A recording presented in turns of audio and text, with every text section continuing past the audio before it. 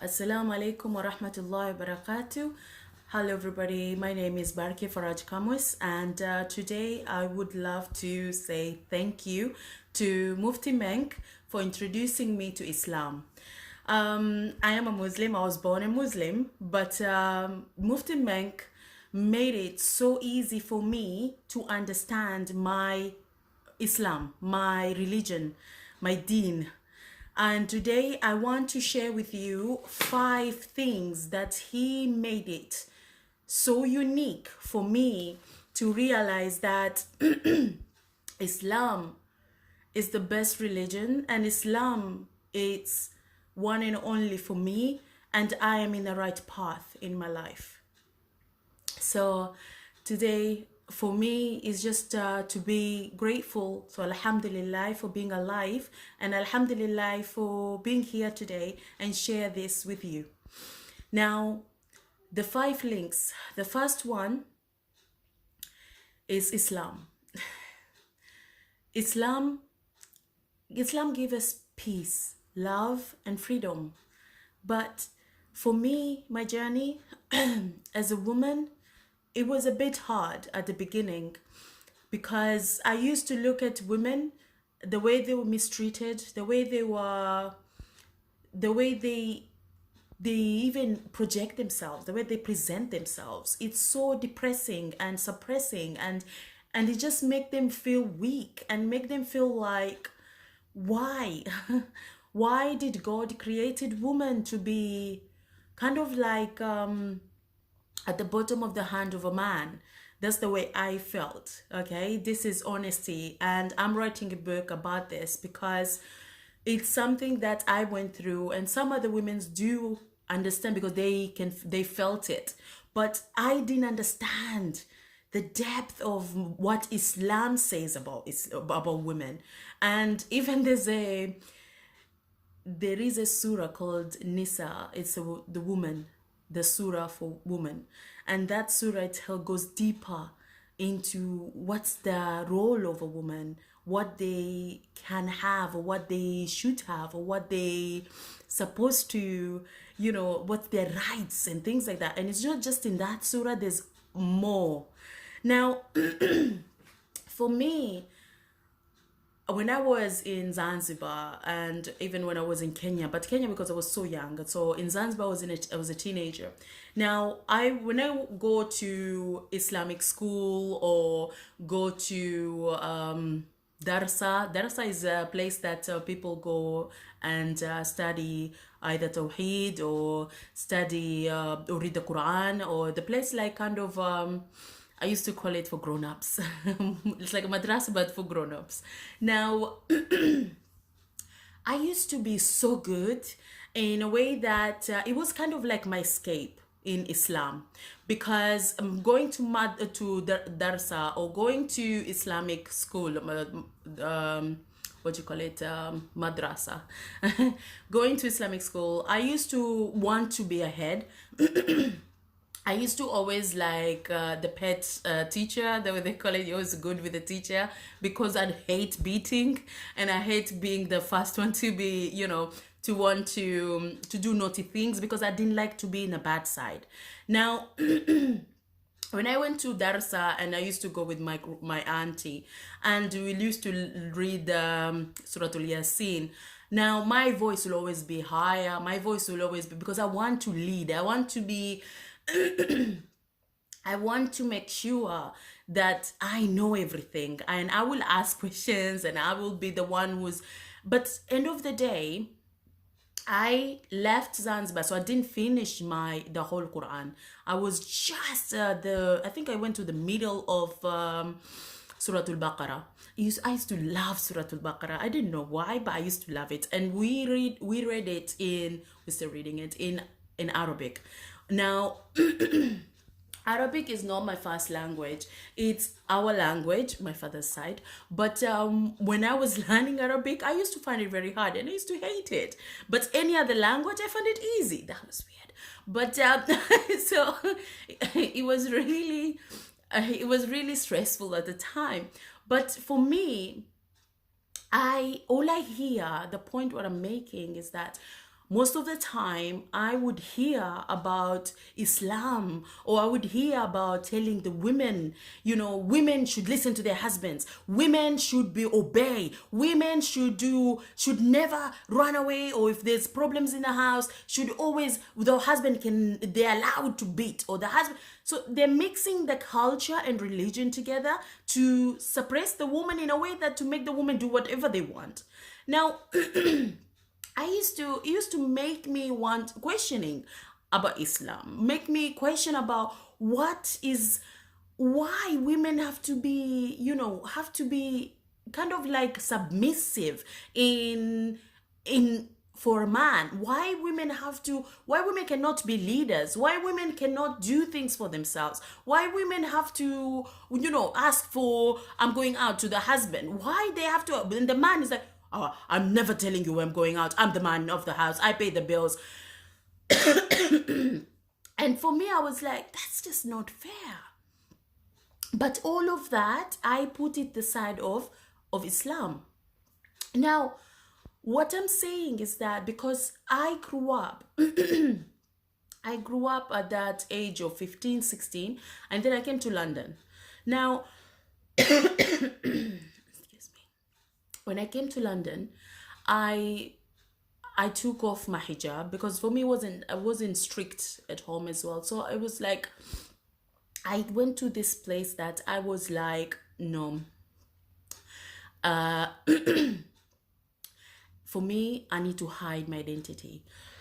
I need to hide who I am. Now, it wasn't easy to do that, because I was just like, this is a secret between me and God and no one else. And sorry, let me just drink something.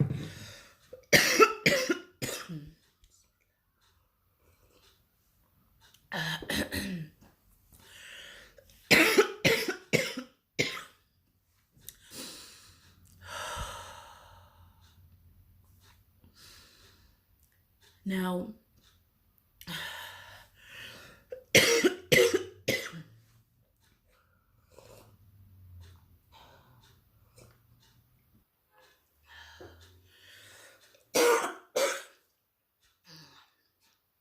growing up, being married, and the husband didn't understand about the religion. So for me, he was questioning me, why do you have to pray? Do you do something wrong for you to pray?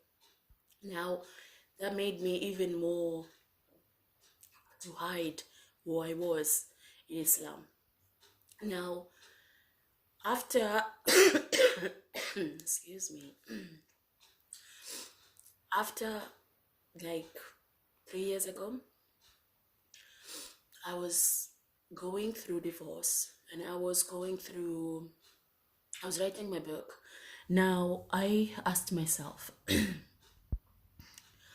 my religion, I was born with it. Islam is something unique for me.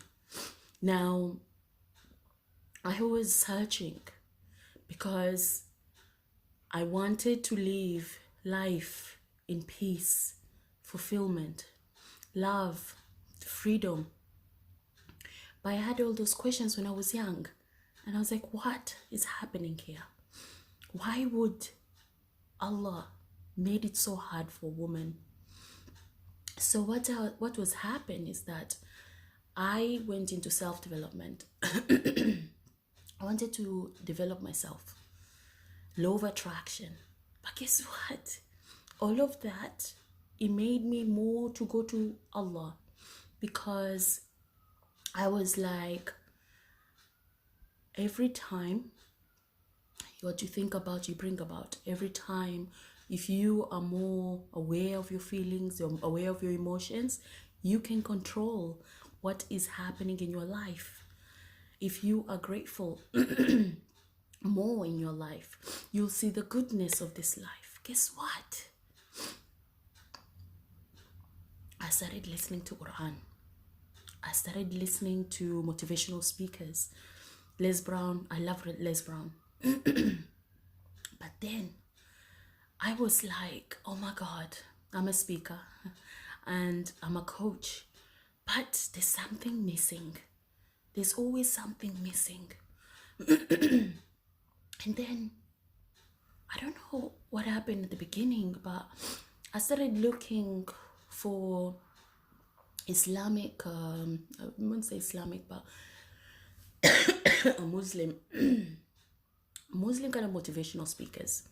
Now, I've looked at different ones. There's some they're harsh, and I don't like harsh. For me, harsh is it's like we're doomed. It's like everything is punished. And that's what I don't agree on. Now, when I listened to Mufti Menk for the first time in my life, I was like, the way he speaks so plainly that even a 5-year-old would understand.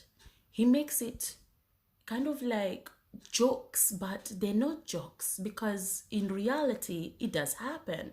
And that it's like he puts the links of those jigsaws that what I'm missing in my puzzle, because he made me realize what is missing. Islam is peace. Islam is love. Islam is freedom. But only if you understand it. Excuse me. So within that, listening to him over and over again in different areas of the topics he speaks. And even sometimes I will look for those topics that I want to listen to it. Like, I didn't wear the hijab. Even though we were taught in Africa that women have to wear hijab. Women have to hide their beauty. And women have to... It was kind of like too strict, but why? I always ask why. And one of the talks Mufti Menk was going through the history of our prophets. Now, and even today, I listen to it as well. And when Allah sent, I'm not sure if it's the Allah Ya'alam, sent the ayah, I think so, but to say that why women have to stay covered, and you know, to the way the history shows of women being used as a sex object or sex toys or sex slaves and all these things, it kind of made sense to me. Because, and this is why I put my hijab on. This is why I felt like I can breathe again. Because now it's a difference between the way I was young when I was told you have to wear it, but then I wasn't told myself, but it was like, but okay, it's you're Muslim, you it's kind of, it's part of the rules, you have to wear it. But at the same time, I couldn't understand why did I have to wear it. And then getting married to a person who was a Muslim but didn't follow the Islam, so that as well kind of lost in, you know, kind of like the signals lost for that time. But then there's always that screeching sound because the signal wants to connect. And to be honest with you, I just love the way he speaks in a way to say the honest truth of Islam. What is Islam? You know, the way we say the ashhad, the way we believe in Allah and Muhammad sallallahu alaihi wasallam. But then, what are we following through that?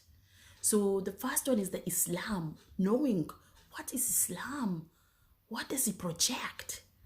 Why do we have to be, or why do we believe in Islam? What do we believe that Islam is? The next is hijab, wearing that hijab. Why women covered? Is to preserve your beauty, but also is to actually protect you. Think about it. Look around you. I'm in London, okay? When it's summer, people want to be naked. But let's be honest. Everyone's naked And every man and human, every human being just looking, there's no value. You look at the person and you're like, they want you for your body, but then you don't have anything else and it doesn't last. And that's why wearing the hijab is like the beauty to that person who you're married to. It's magical and it's something that connects you within, but privately. Only you two together. The third thing that I learned from Mufti Menk was that we are different for a reason. Every human being, God created different type of us. God created, Allah created Islam, Christianity, Jewish, Indian, all these people with different beliefs, different understanding, different colors, different languages. Because it doesn't mean that why we have to kill everybody. It doesn't mean that we have to make sure that we treat the other person that, oh, they're not Muslim, that means we're not one of them. Hey, we are all human. Now, when leaders like presidents or leaders or people, even our family, our neighbors, friends among us, they do something bad, we have to learn to accept, but also to forgive. And we cannot say someone like that person is a bad person, that person is going to hell. We cannot do that because we have no right. Only Allah is the judge. Only Allah can make that decision. Guess what? That non-Muslim or that somebody else that is not a Muslim might be a Muslim, could be potential Muslim. Oh, you don't know. Maybe before they die, they can become a Muslim and they could go to heaven. You don't know. So let's not judge. He helped me open up and just really look at everybody out there and appreciate them. We are all here in this earth for a reason.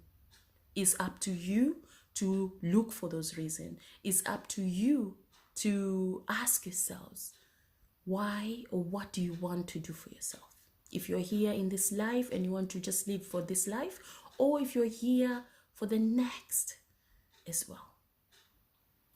The fourth thing I learned is that we have to learn from our prophets, the history of our prophets. Now, if you listen to Prophet Ibrahim, the story of Prophet Ibrahim, or the story of Prophet Yusuf, if you read or listen, because I love about Mufti Menk, he did the every prophet in last year's Ramadan, and I used to listen to it every episode, and I love it. Prophet Ibrahim, his father was creating or was making the idols, and used to ask his father, why are you doing this? And he's like, because of money. I'm doing this, people pay. End of. And he was like, stop ruining my business. But deep down he knows that you're lying, this is wrong. And he wanted to burn his child just for the money. How many of us have we done something or gone worse because of the money, of done bad things or sins, and or talk about somebody because of either money, either survival? So about what is that for? Just temporary life. So listening to the stories, I swear to God, when we listen to the stories, what happens before, It's kind of similar to what's happening now. And it's so sad. But those days, they used to be punished right there and then. Now, look at us. How many people can do so much havoc, or how many people can do so much, can cause so much pain? Allah says, if you can pay, he will make you pay in this life or the next. Sometimes we forget that why Allah doesn't, show his wrath, but because he's merciful. He wants you, he's giving you chances after chances. And that is the key here. It's not about the wrath of the pain that he can give you. It's about his mercy that we need to ask for. We need to ask for forgiveness over and over and over again. The last thing, I swear to God, that I'm so happy and proud to say is the Quran. I listen to the Quran in Arabic and then translate in English. The difference of it is, rather than I was listening or reading it in Arabic and I didn't understand a thing. The difference, it's beautiful transaction of it, because I could just understand it in a way that, oh my God, it makes sense. I go crazy, like, oh my, subhanallah. All this, it was there before, I couldn't even know. So reading the Quran is our guide. The Quran, we need to learn that, to educate ourselves from within, to educate one another and help one another, because life is beautiful only if we do something about it. So I just want to say thank you. Thank you to Mufti Menk to be my guide by really helping and transforming me to introduce Islam back to me. Thank you. Please subscribe to my channel, and if you want to share this video, you can. And I wish you the best of afternoon. Assalamu alaikum wa rahmatullahi wa barakatuh.